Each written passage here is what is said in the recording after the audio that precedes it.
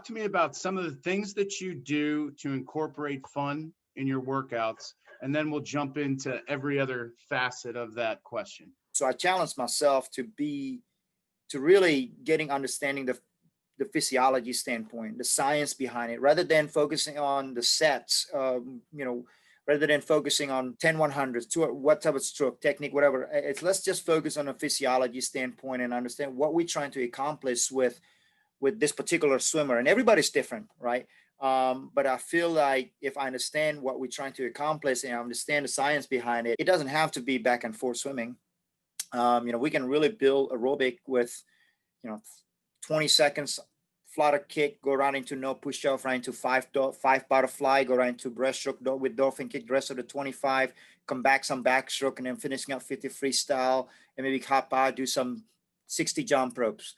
And we're managing the intensity like, hey, we can stay on the aerobic standpoint and see where the heart rate's going to be. And that could be aerobic, right? Or we can make that as a really speed endurance. So like, okay, maybe break things down a little bit and giving the ratio that's to make sure our body can produce this much intensity. But if you want to produce this intensity, we got to go focus on the rest standpoint. So I do think that understanding the science, it's the step number one that I always challenge myself to really get to know that first. I think to me, that kind of, produce my creativity in terms of how I write practices.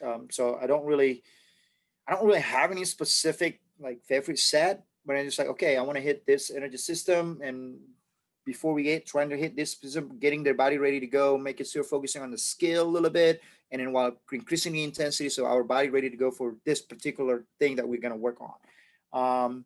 So that's kind of and allow me to be very, very. Allow me to have freedom,